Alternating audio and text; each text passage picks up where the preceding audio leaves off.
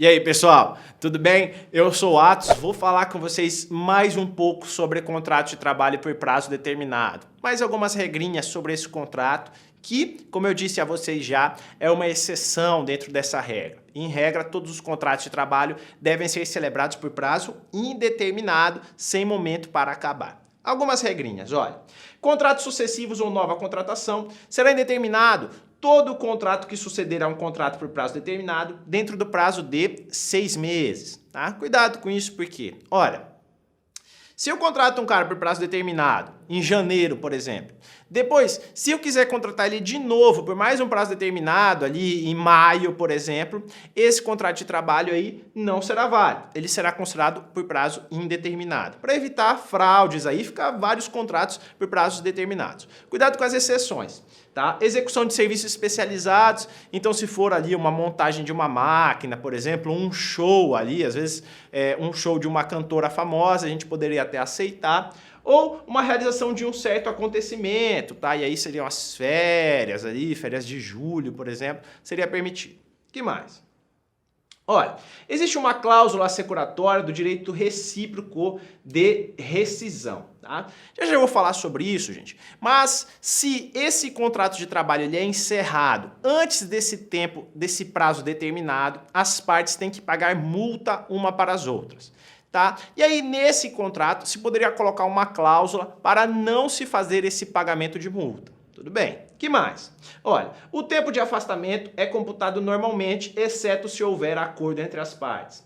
Tá? Então, se o cidadão tem que se afastar, às vezes por um acidente de trabalho, alguma coisa desse tipo, é computado normalmente. Salvo se as partes ali pactuarem, olha, a gente vai prolongar esse contrato por conta desse acidente, dessa situação, depois você volta e você tem mais um prazo. Tudo bem?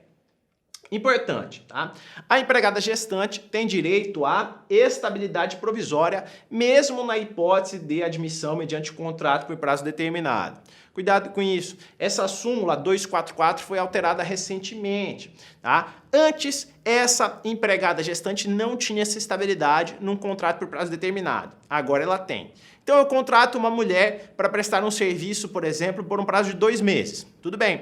No primeiro mês, ela fica grávida, tá? Ela descobre que está grávida, ela se tornará estável, desde a confirmação da gravidez até 5 meses após o parto. Como isso será feito na prática? Olha, vai ter que ficar com essa empregada aí por muito mais tempo além desses 2 meses. Essa é a regra que o TST entendeu a mais correta, a mais benéfica para o trabalhador. Que mais? Olha, nessa extinção do contrato de trabalho por prazo determinado, tá, a gente pode ter uma extinção antecipada. Fui contratado para prestar o serviço por 6 meses, olha, no 3º mês cansei da empresa e tal, não quero mais isso, ou arrumei um outro emprego que paga mais, vou sair. Posso sair? Posso, mas em tese eu tenho que pagar uma multa. Vamos ver as situações. Olha, se é um empregador que resolve me mandar embora antes do término desse meu contrato por prazo determinado, ele me paga a indenização ao empregado correspondente à metade da remuneração que seria devida até o final. Tá? Isso pode acontecer, por exemplo, com um professor que é contratado para dar aula durante um semestre em uma faculdade. E aí, chega lá nos primeiros 2 meses, a faculdade não gosta dele, os alunos reclamam, quer botar o cara para fora. Pode mandar, mas aí essa empresa vai ter que arcar com o pagamento dessa multa para ele, que será de metade da remuneração. E aí eu coloco a situação, olha, se ele receberia R$1.000 em 6 meses, vai receber uma indenização de R$3.000, que seria a metade. Aí, por iniciativa do empregado, tá, a gente teria uma outra situação. Tem que pagar uma indenização pelos prejuízos causados, respeitando o limite ao que o empregado teria direito em idênticas condições. Então vamos ao seguinte, olha, se é um empregado que vai embora, tá, ele tem que pagar os prejuízos que esse empregador teve. Quanto é isso? Só o caso concreto vai dizer. Agora, esse valor é limitado ao que seria devido no caso contrário. Dei o exemplo agora há pouco. 6 meses, 1.000, vai pagar a indenização de 3.000. Isso é o máximo que o empregado pagaria. Beleza.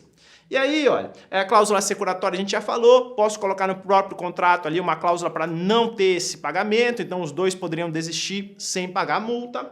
E se o direito for exercido sobre qualquer das partes, tá? Inclusive as regras de um contrato de trabalho por prazo determinado, inclusive o aviso prévio, isso é o que diz a súmula 163 do TST. Beleza, pessoal? Fico por aqui hoje, um abraço e até a próxima.